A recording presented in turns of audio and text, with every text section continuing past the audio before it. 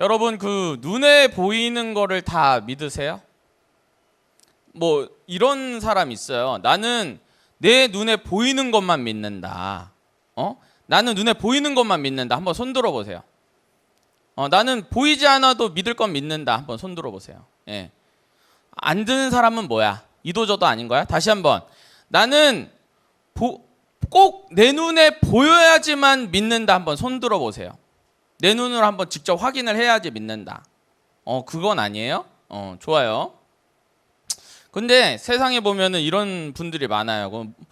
목사님도 그래 뭐 눈으로 봐야지 좀 믿어지지 않나? 그런데 한번 그림 한번 띄워봐 주세요. 여러분 이 그림 무슨 그림 같아요? 착시 사진이나 착시 그림들 보면은 사실은 우리가 눈으로 보는 게 다 믿을 수 있는 거예요? 없는 거예요? 없는 거예요, 사실은. 그렇죠? 우리가 살다 보면은 눈으로 본다고 귀로 듣는다고 다 믿을 수 있는 건 아니에요. 목사님이 군대 때 엄청 그 훈련을 너무 빡세게 받을 때가 있었어요. 그래가지고 막 맨날 아침에 띵걸음 6km 시키고 완전군장 매가지고 어디 교장까지 올라가고 막 왔다 갔다 하고 밤 늦게까지 훈련시키고 이러니까는 한 3달 동안 그렇게 훈련하니까는 목사님이 정신이 나갈 것 같더라고. 그래가지고 하루는 내가 이 밤에 막 산에는 가로등이나 이런 게 없잖아요. 그럼 니엇니엇해지는데 그 앞에 도로에 산이 완전 산이었거든요. 거기는 뭐 일반인들이 출입할 수 없는 그런 군산이었는데 거기에 웬 신랑이랑 신부랑 손잡고 뛰어가고 있는 거예요. 이거 목사님이 제대로 본 거예요? 제대로 못 본 거예요? 헛거 본 거예요. 헛거 본 거. 너무 힘들어가지고 참 그때 나도 이럴 수가 있구나 이런 생각이 들더라고요. 그래서 사람이 눈으로만 보는 것이 다가 아닌구나 그때 이제 좀 깨닫게 되었어요. 그런데 목사님이 왜 지금 이런 얘기를 하냐면은 다음 한번 넘겨주실래요? 여러분 뭐 이런 표현이 있어요. 나는 눈에 보이는 것만 믿는다. 그런데 목사님 심장이 지금 뛰고 있는 거 여러분 믿어요, 안 믿어요? 왜 대답이 없어? 믿어요, 안 믿어요? 응. 뛰고 있으니까 여러분 이러고 있잖아요. 목사님이 말도 하고 지금 살아있는 거잖아요. 그렇죠? 여러분 눈에 안 보는데 어떻게 믿어요? 여러분 눈에 내 심장이 안 보이잖아요. 근데 내 심장 뛰고 있는 거 어떻게 알아요? 뭐 과학적으로 증명도 됐고 여러 증거가 있고 그렇죠? 여러 사례가 있고 또 막상 이렇게 갈라보면 뭐 영상도 있고 그렇죠? 이러기 때문에 우리가 정광훈 목사님 심장 뛰고 있는 거, 내 심장이 뛰고 있는 거 여러분들 눈에 보지 않아도 믿습니다. 그렇죠? 그런데 성경에 이런 표현이 있어요. 다음 한번 넘겨주세요. 히브리서 11장, 믿음장이라고 불리죠. 우리 1절, 2절 마이크 준비 안 됐어요? 네, 마이크 준비됐어요? 네, 1절, 2절 함께 읽겠습니다. 시작! 믿음은 바라는 것들의 실상이요 보이지 않는 것들의 증거니 선진들이 이로써 증거를 얻었느니라. 아멘. 보이지 않는 것들의 증거다. 우리가 신앙생활하면서 보이지 않는 것들에 의해서 우리가 그 증거를 받을 때가 있어요. 우리 신앙생활하면서 이상하다. 나는 분명히 내가 이만큼 노력해서 이렇게 되는 줄 알았는데 돌이켜보니까 내 힘 때문에 그런 게 아니라 나의 어떻게 보면 능력 때문에 그런 게 아니고 돌아보니까 다 하나님의 은혜로 인해서 내가 이 자리 가운데 오게 되었구나. 그래서 믿음의 선진들이 자기 인생을 뒤돌아봤을 때 보이지 않았지만은 하나님의 손길을 내가 그 큰 은혜를 받으면서 내가 이때까지 살았구나라는 것을 깨닫게 되는 거예요.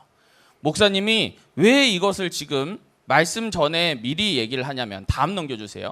우리 룻기를 보면은 말이에요. 룻기의 주제가 효라고 이제 많이들 이제 착각할 수가 있어요. 왜 그러냐면은 시어머니를 따라서 룻이 따라가기 때문에 이제 설교를 다 듣고 나서 적용을 막 그렇게 하는 거예요. 시어머니들이 야 며느리한테 가가지고 야 봐라 이 룻도 말이요.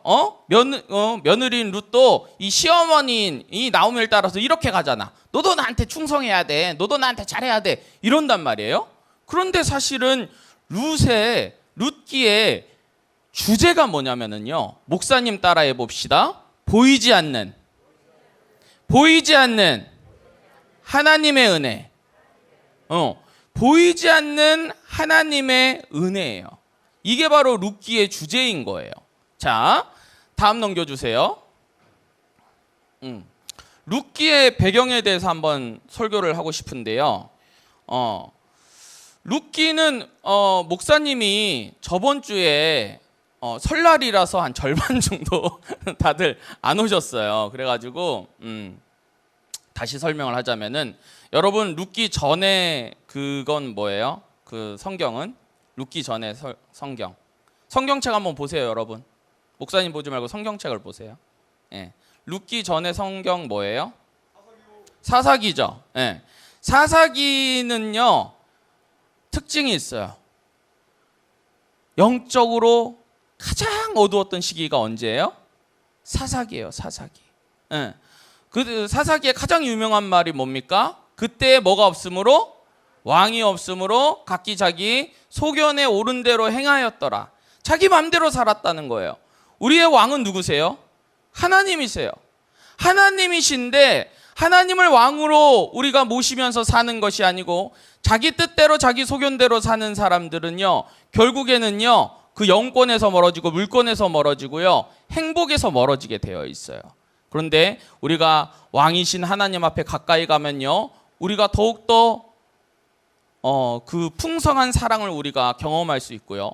하나님 앞에 가까이 갈수록요 우리가 그 하나님의 놀라운 인격을 경험하면서 우리 마음 가운데 기쁨이 넘칠 수가 있는 거예요. 자, 그런데 사사기는 그런 시대가 아니었기 때문에 어떻게 되었어요? 지금 쉽게 말해서 가장 영적으로 어두운 시기를 지나고 있는 거예요. 자, 그런데 룻기 1장 1절을 한번 띄워봐 주시면은 상황이 어때요? 우리 1절 한번 읽어봅시다. 1절 시작. 사사들이 치리하던 때에 그 땅에 흉년이 들리라.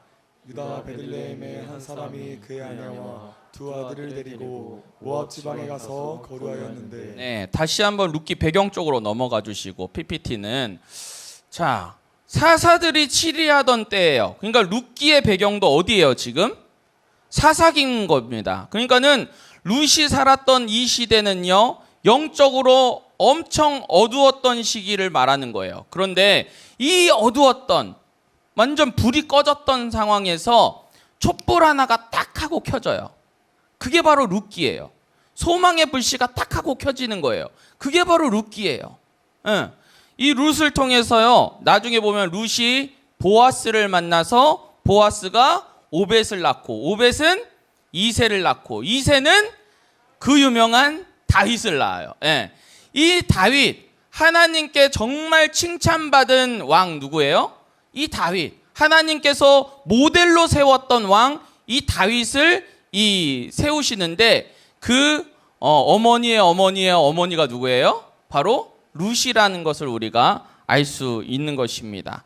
그리고 참 성경이 독특한 게 뭐냐면은 룻이 모압 여인이거든요. 그래서 어떻게 보면은 좀 주류가 아니에요. 원래 이스라엘 백성들은 선민의식이 강해가지고 이스라엘 백성만 짱짱맨이었어. 여러분 표현으로. 그런데 이 룻은 모압 여인이었어요. 그런데 하나님께서 이 모압 여인의 배를 통해서 이렇게 다윗이라는 이 또 다윗을 통해서 또 어디까지 가요? 예수 그리스도까지 가는 이 축복을 이 룻에게 허락해 주셨어요. 참 신기해요. 유다의 며느리 다말도 그렇고요. 또 우리가 언제냐면은 룻기 다음에 성경이 뭐예요, 여러분? 성경 한번 봐보세요. 네. 뭐예요? 목사님 보지 말고 성경 한번 봐보세요. 뭐예요? 사무엘상이죠. 자, 문제 내볼게요. 문상 하나 걸고. 사무엘상의 1장에서도 한 여인을 통해서 소망의 불을 다시 한번 켭니다. 그 여인 누굽니까? 우리 친구들 한번 손 들고 얘기. 선생님 참아주세요. 우리 친구 누구? 맞았어. 누구야 이름? 박수. 예, 박수 해주세요. 잠깐만. 야, 우리 오늘 분위기 좀 이상하다. 친구들. 아니 여긴 대답 전혀 없는데? 친구들. 다 자요? 유은아, 졸면 안 돼. 알았지? 정신 바짝 차려. 친구들, 눈에 지금 목사님이 왜 지금 예민하게 구는지 알아? 수련회 있잖아. 수련회 앞두고 있으면은 꼭 영적으로 눌려. 그러기 때문에 우리 친구들 이럴 때일수록 더욱더 눈 똑바로 뜨고 영적으로 눌리지 말고 고개 처박지 말고 말씀에 집중해야 돼. 알았어요? 아멘? 자, 아멘 크게 해봅시다. 아멘! 아멘! 좋아요. 네. 언제까지 아멘 안 하나 보자. 자, 다음 넘겨주세요. 자, 룻기 1장 1절에서 2절 보니까 아까도 말했어요. 사사들이 치리하던 때가 어떤 때예요? 영적으로 어두웠던 시기예요. 그럼 한번 보세요. 목사님이 얼마나 어두웠는지 설명해 줄게요. 그 사람의 이름은 엘리멜렉이래요.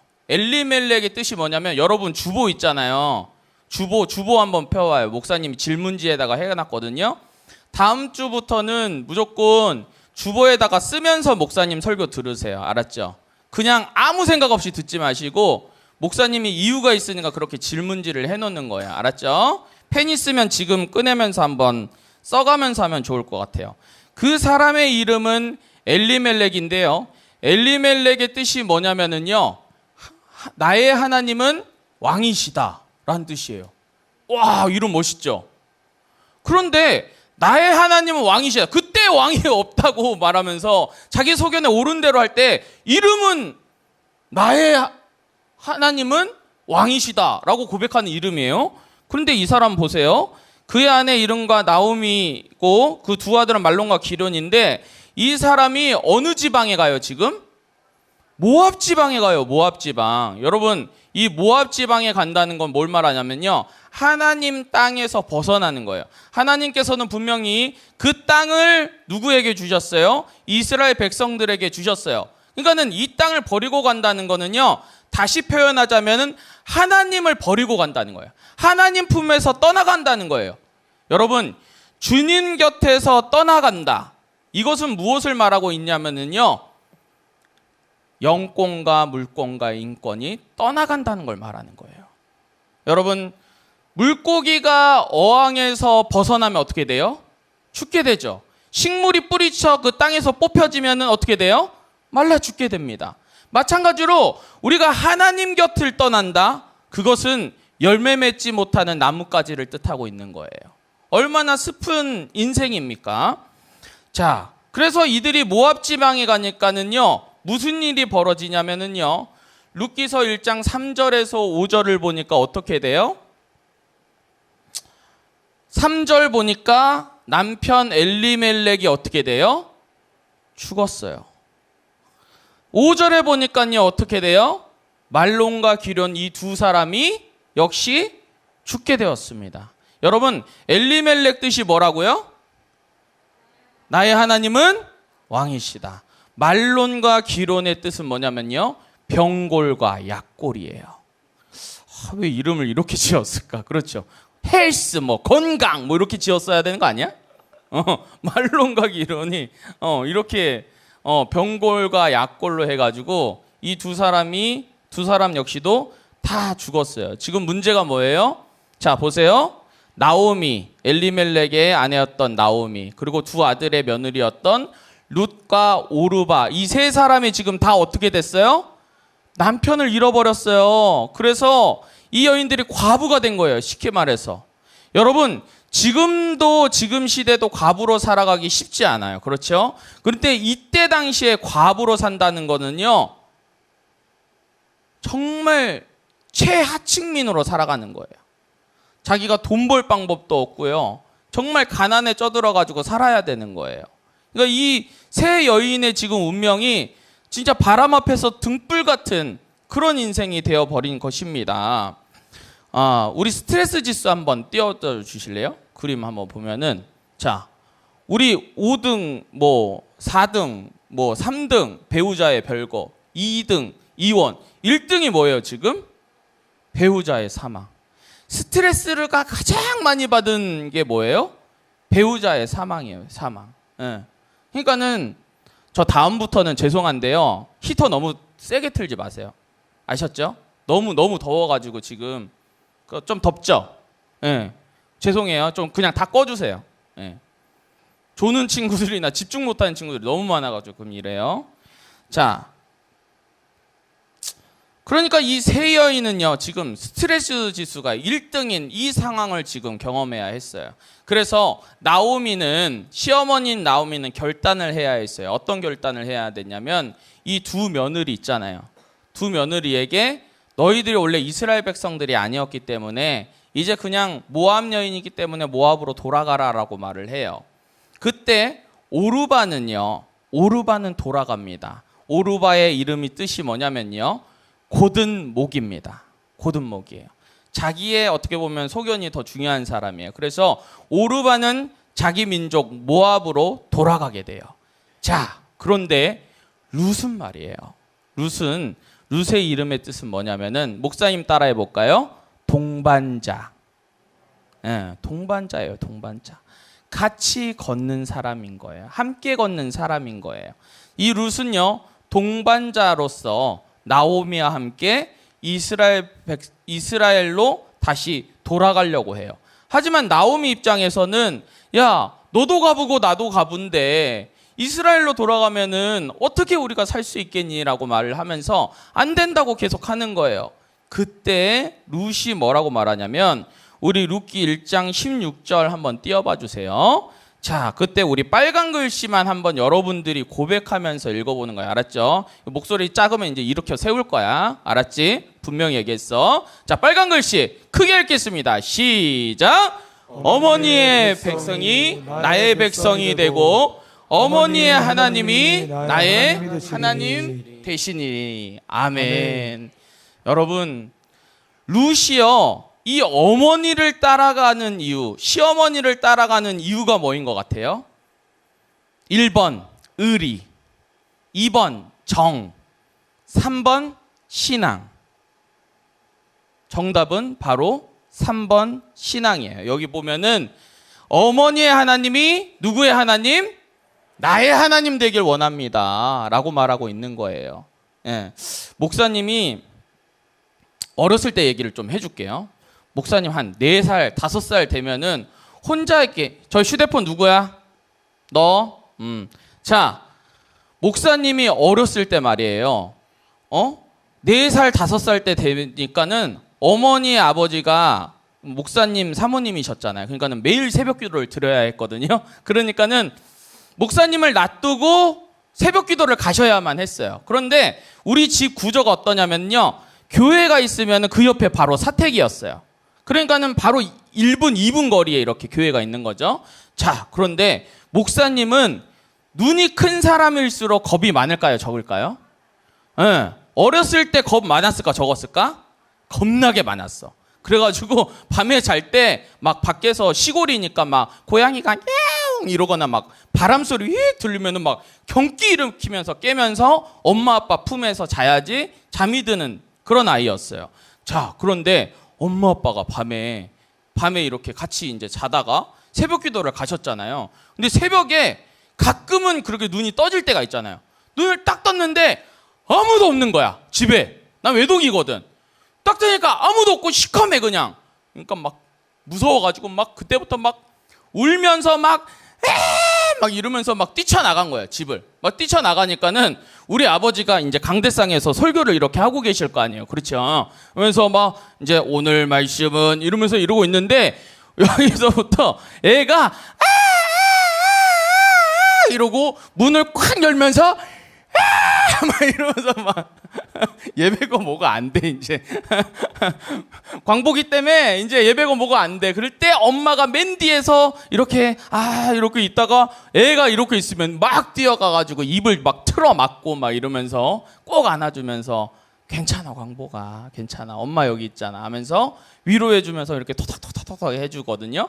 그러면서 귀에 대고 어머니가 항상 하는 얘기가 뭐냐면은 그때 안아주면서 얘기하시기도 하고 또는 새벽기도 갔다가 제가 자고 있으면 머리맡에서 얘기해 주시는 게 뭐냐면은 예수 믿고 잘 될 놈, 예수 믿고 잘 될 내 똥강아지, 하나님 믿고 능력 받을 내 새끼 이러면서 축복을 그 머리맡에서 그렇게 해주셨어요. 기도를 막 그렇게 해주셨어요.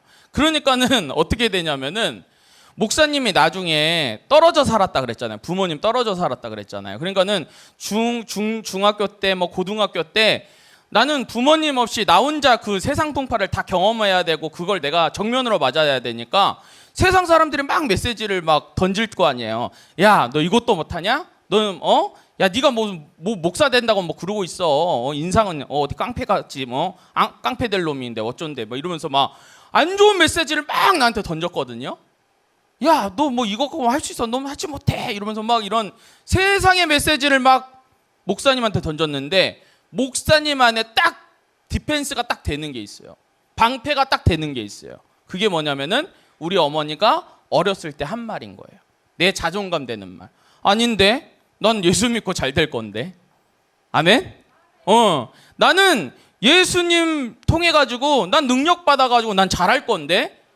이 마음이 딱 있는 거예요. 그러니까는 흔들리지 않는 거예요. 이게 뭐냐면은 여러분 왜 우리 전신갑주를 표현을 할 때 믿음을 방패로 표현했을까요? 이 믿음이 있기 때문에 하나님께서 나와 함께 하시고 날 보호하시고 나를 저 구원의 그 여정 가운데 끝까지 이끌어 가실 그 믿음을 가지고 우리가 방어해 내야 되는 거예요. 그러니까는 세상에 막 이런 여러 소리들이 있을 거예요. 그렇죠? 여러분들 뭐 칭찬 많이 받으세요? 친구 칭찬 많이 받아요? 집에서? 그러면 최고야. 나는 집에 들어가면 맨날 잔소리만 듣는다 이런 친구들 있을 거예요. 속으로 손 한번 들어봐. 속으로. 진짜 들으면 안 돼. 부모님한테 내가 전화해야 돼. 그러면은 자, 나는 맨날 잔소리하고요. 옆에 애랑 맨날 비교하고 엄마가 옆집 애랑 비교하고 그래? 누구시니 어머니? 이따가 와. 맨날 비교하고 맨날 힘들게 하고 그쵸? 근데 세상의 소리도 그래요. 학교에서는 맨날 1등이랑 비교하고 누구랑 비교하고 이러다 보니까 내 영혼이 자꾸 말라 삐뚤어지는 것 같아. 그런데 하나님의 메시지는 뭐예요 여러분? 하나님의 메시지는 우리 한번 마지막 거기 한번 띄워주실래요? 이사야 43장 4절 말씀에 보니까 하나님께서는 여러분에게 이렇게 말씀하시는데 여러분 한번 선물로 가져가는 말씀 되었으면 좋겠습니다. 우리 함께 읽어볼게요. 4절 시작.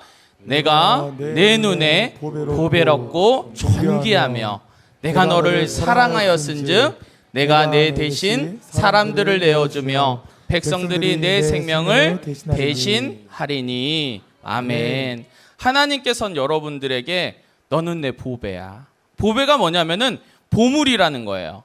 여러분 보물이랑 보물 아닌 거의 차이가 뭔지 알아요? 만약에 비가 막 내리잖아요. 보물이면은요 내가 맞을까 보물이 맞을까? 내가 맞지. 이러고 할 거 아니에요. 그렇죠? 그런데 보물 아니고 짝퉁이야. 그럼 어떻게 해요? 이렇게 해가지고 이렇게 막아내는 거 아니에요. 그렇죠? 예. 그런데 하나님께서는 여러분들을 보배래요.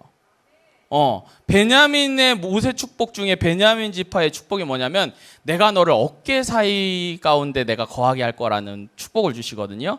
이게 뭐냐면 어깨 사이가 뭐예요? 내 가운데, 내 품이에요. 내가 널 지킬 거야. 예. 그러니까는 내가 널 보배롭고 존귀하게 여긴다는 건 내가 너를 내 품에 안고 내가 너를 지키고 내가 너를 이끌고 내 모든 것들을 너에게 줄 거야라는 하나님의 메시지를 담고 있는 거예요. 그러니까는 우리 귀한 친구들 인생을 살아가면서 세상 메시지로 지치는 우리 친구들이 있을 것입니다. 하지만 하나님의 메시지를 통해서 다시 일어나시는 저와 여러분 되시길 축복하겠습니다. 그런데 우리가 하나님의 메시지를 들으려면요, 여러분들 자 앞에 보고 하나님의 메시지를 주려면 전제 조건이 하나가 있어요. 그게 뭔지 알아요? 예수님 만나는 거예요. 성령 받아야 되는 거예요. 그러니까 이번 수련회 때 우리 친구들 참석하시죠. 어떤 마인드로 참석해야 되냐면, 하나님, 나 아직 성령님이 누구신지 예수님이 누구신지 아직 못 만나봤습니다. 이번에 한번 만나고 싶어요. 내가 알고 싶어요. 나를 보배롭고 존귀하게 여기신다는 그 왕이신 하나님, 도대체 목사님은 항상 그렇게 앞에 나와서 얘기하시는데 내가 정말 내가 진심으로 느껴보고 싶어요. 그런 마음을 가지고 소망을 가지고 우리 부흥회에 참석해서 은혜 받으시는 우리 고등부 지체들 되시길 간절히 축복하겠습니다.